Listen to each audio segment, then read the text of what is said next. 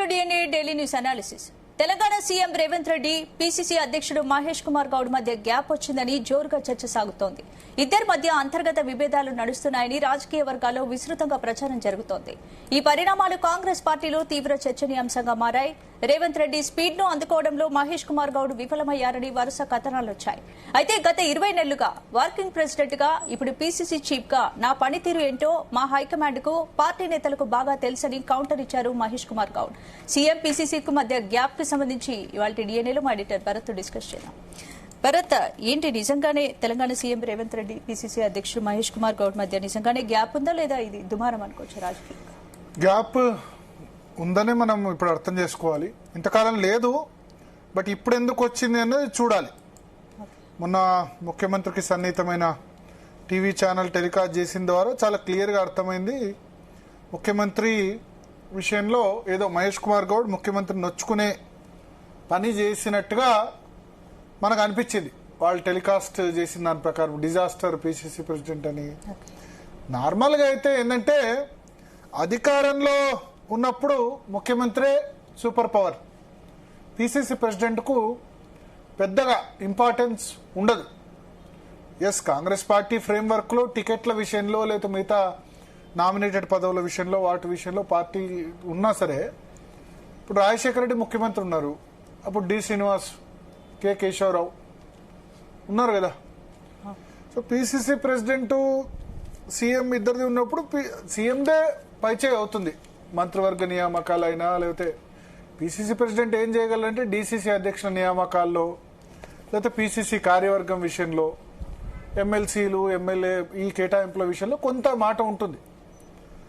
So ఇక్కడ మహేష్ కుమార్ గౌడ్కు సంబంధించి రేవంత్ రెడ్డితో మంచి ఈక్వేషన్ ఉంది. ఎందుకంటే రేవంత్ రెడ్డి పీసీసీ చీఫ్ అయినప్పుడు వర్కింగ్ ప్రెసిడెంట్గా మహేష్ కుమార్ గౌడ్ ఉండే, ఆయనకి ఆర్గనైజేషన్ ఇన్ఛార్జ్గా అప్పగించారు. అంటే సంస్థాగత వ్యవహారాల ఇన్ఛార్జ్గా 5 వర్కింగ్ ప్రెసిడెంట్లు ఉండే. అప్పుడు గీతారెడ్డి, జగ్గారెడ్డి ఇట్లా చాలా మంది ఉండే. దానిలో ఒక వర్కింగ్ ప్రెసిడెంట్గా మహేష్ కుమార్ గౌడ్ ఉన్నప్పుడు ఇంపార్టెంట్గా ఆర్గనైజేషన్ ఇన్ఛార్జ్గా ఇచ్చారు. ఎందుకంటే అప్పుడున్న మాణిక్రావు ఠాక్రే కాదు, మణికం ఠాగూర్ అని తమిళనాడుకు సంబంధించిన యూత్ కాంగ్రెస్ నేత ఉండేవాళ్ళు. యూత్ కాంగ్రెస్ నేతకు మహేష్ కుమార్ గౌడ్ సన్నిహితుడు. సో ఆయనకు ఆర్గనైజేషన్ ఇన్ఛార్జ్గా ఇచ్చారు. ఆ తర్వాత రేవంత్ రెడ్డి పార్లమెంట్ ఎలక్షన్స్ వరకు పీసీసీ చీఫ్గా కంటిన్యూ అయ్యారు ముఖ్యమంత్రి అయిన తర్వాత కూడా. దాని తర్వాత మహేష్ కుమార్ గౌడ్ నియామకం జరిగింది. ఎవరిని చేయాలన్నప్పుడు ఉత్తమ్ కానీ బట్టి కానీ రేవంత్ రెడ్డి కూడా పెద్దగా అబ్జెక్షన్ చెప్పలేదు. మొన్నటి వరకు బాగానే ఉంది. మీరు కాళేశ్వరంలో మొన్న కేసీఆర్ జగిత్యాల సభ పెట్టినప్పుడు కాళేశ్వరం సభలో రేవంత్ రెడ్డి ఏమన్నారు? నేను మళ్ళా ముఖ్యమంత్రి అవుతా, నా నాయకత్వంలో మహేష్ కుమార్ గౌడ్ నాయకత్వంలో మళ్ళా కాంగ్రెస్ పార్టీ 2029లో 2028 డిసెంబర్లో అధికారంలోకి వస్తుందని చెప్పారు కదా.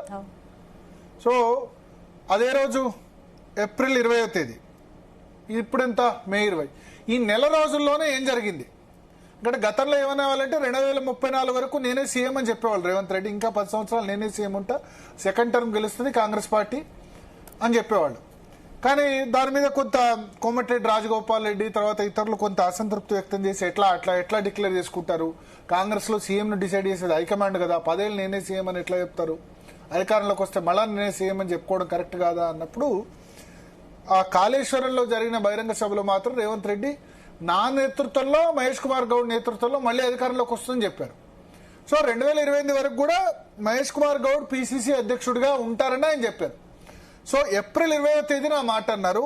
మే 21, 22 ఒక 3-4 రోజుల క్రితం మహేష్ కుమార్ గౌడ్కు వ్యతిరేకంగా ముఖ్యమంత్రికి దగ్గరగా అని అందరు భావిస్తున్న టీవీ ఛానల్లో కథనాలు వచ్చాయి. ఏం జరిగింది ఈ నెల రోజులు? అంటే పీసీసీ చీఫ్ గా మహేష్ కుమార్ గౌడ్ పనితీరుపై హైకమాండ్ సంతృప్తిగా లేదా? సంతృప్తిగా లేకుంటే ఎందుకు ఆయన కంటిన్యూ చేస్తారు? ఆయన చేసి కూడా 1 ఇయర్ పైన అయింది కదా. అంటే ఇంతకు పీసీసీ ప్రెసిడెంట్గా లేదు అంటే పీసీసీ ప్రెసిడెంట్గా బాధ్యతలు ఏముంటాయి? రెస్పాన్సిబిలిటీ ప్రభుత్వం అధికారంలో ఉన్నప్పుడు, అధికారంలో లేనప్పుడు పీసీసీ ప్రెసిడెంట్ రెస్పాన్సిబిలిటీ. బట్ అధికారంలో ఉన్నప్పుడు పీసీసీ ప్రెసిడెంట్ సంబంధించి ఏముంటుంది? గాంధీ భవన్లో కరెక్ట్గా లేదు, పైకప్పులు ఊడాయి అంటే Gandhi Bhavan is a trust. Okay, so Gandhi Bhavan ఎప్పుడు కూడా, ఇప్పుడు టీడీపీ గతంలో ఉన్నప్పుడు కూడా డిస్కస్ చేసుకునేవాళ్ళు గాంధీ భవన్లో ఏమంటారు చాయ్ పోయడానికి కూడా ఇబ్బందే జర్నలిస్టులకైనా వచ్చిన వాళ్ళకి. టీడీపీ ఆఫీస్లో ఎన్టీఆర్ ట్రస్ట్ భవన్లో ఎవరికి పోయినా మధ్యాహ్నం భోజనం పెడతారు, కార్యకర్తలైనా వాళ్ళైనా. గాంధీ భవన్ ట్రీట్మెంట్ వేరు, అంటే రెండే పార్టీలు కాంగ్రెస్ వైఎస్ సాయంలో కూడా ఇటువంటి కంప్లైంట్స్.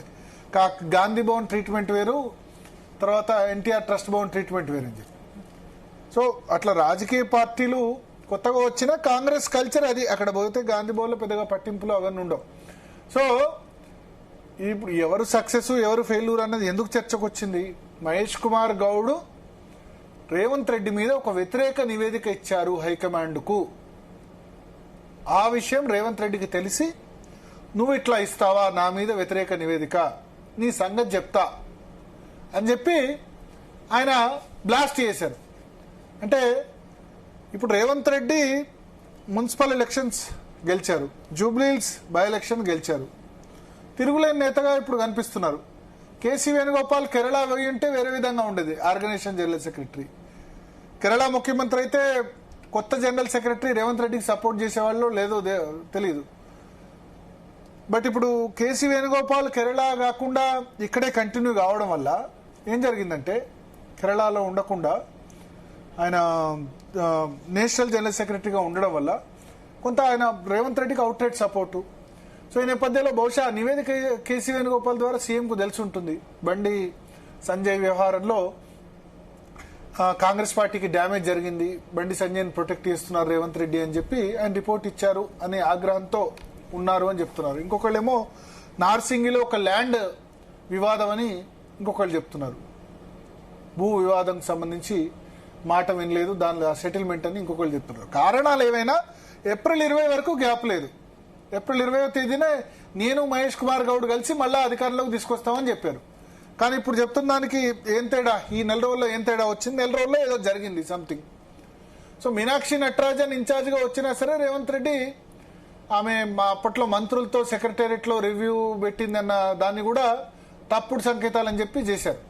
సో జనరల్గా కాంగ్రెస్ హైకమాండ్లో జనరల్ సెక్రటరీలు వాళ్ళు డిక్టేట్ చేస్తూ ఉంటారు. కానీ రోషే ఉన్నప్పుడు అనుకోండి, కిరణ్ కుమార్ రెడ్డి ఉన్నప్పుడు అనుకోండి, కొంత ఓవర్ రైడ్ చేసే ప్రయత్నం చేస్తారు. కానీ రేవంత్ రెడ్డి తను అటువంటి వాటికి ఇప్పుడు ఏ విధంగా చూసినా కర్ణాటకలో పంచాయతీ నడుస్తుంది, సిద్ధరామయ్య వర్సెస్ డీకే శివకుమార్. ఇక్కడ సీఎం సీటును గట్టిగా క్లెయిమ్ చేసే వాళ్ళు ఎవరు లేరు కదా. అఫ్ కోర్స్ చేస్తే ఉత్తమ్ కుమార్ రెడ్డి చేయొచ్చు, కొంత అంతో ఇంతో అప్పుడు కాంగ్రెస్ ఫ్యామిలీలో మంచి పేరు ఉంది. బట్ మున్సిపల్ ఎలక్షన్స్లో మంచి రిజల్ట్ వచ్చింది, జూబ్లీహిల్స్ బై ఎలక్షన్లో మంచి రిజల్ట్ వచ్చింది. 5 సంవత్సరాలు రేవంత్ రెడ్డి సీఎం అన్న క్లియర్ ఉన్నాక తనకు వ్యతిరేకంగా ఇక్కడ ఉన్న వాళ్ళ సంగతి చెప్తా అని రేవంత్ రెడ్డి ఆబ్వియస్లీ పిసిసి చీఫే నాకు వ్యతిరేకంగా నివేదిక ఇస్తారా అని చెప్పి ఇస్తే నేను ఊరుకోను, నేను కూడా ఈ విధంగా చేయగలను అని చెప్పి చెప్పారు. అయితే మహేష్ కుమార్ గౌడ్కు ఆశ్చర్యకరంగా కాంగ్రెస్ పార్టీలో ఇంటర్నల్ గా సపోర్ట్ ఎవరిది దొరకలేదు.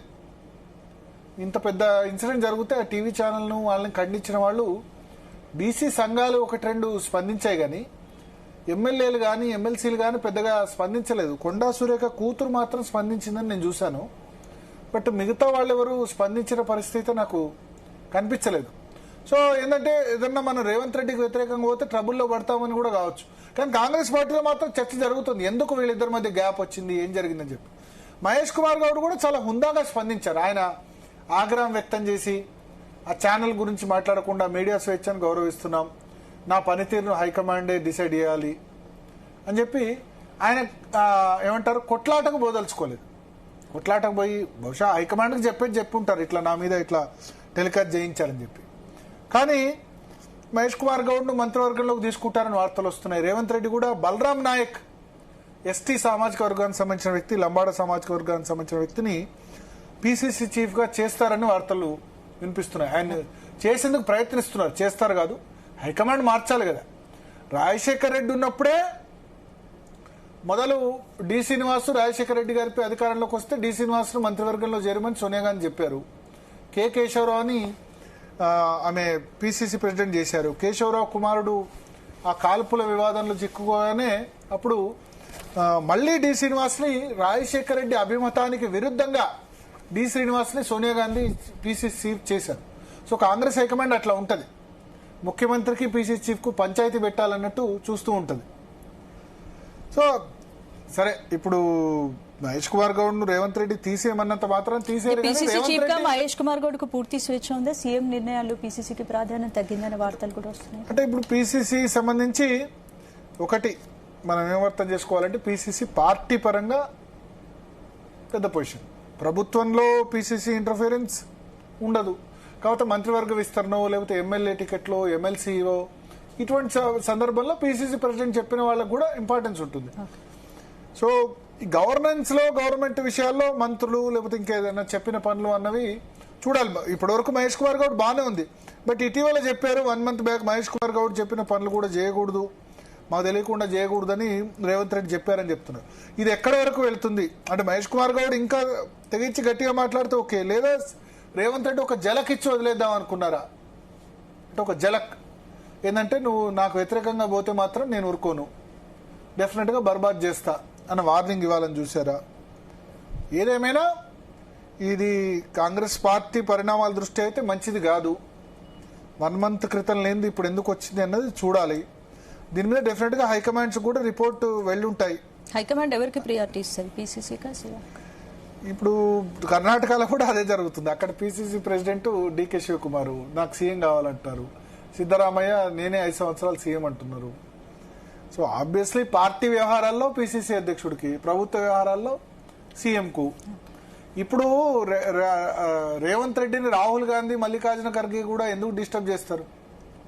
రిజల్ట్ బాగాలేనప్పుడు ఇప్పుడు ఒకటి ఏంటంటే సక్సెస్ అయినప్పుడు సక్సెస్ అయ్యే వాళ్ళను ఎవరు కూడా ముట్టుకోరు, ఫెయిల్ అయినప్పుడు డెఫినెట్గా చేస్తారు. ఏదైనా రిజల్ట్ బాగాలేదనుకోండి, నెక్స్ట్ జిహెచ్ఎంసీ ఎలక్షన్స్ వచ్చాయి, రిజల్ట్ బాగాలేనప్పుడు పిలిచి అడుగుతారేమో.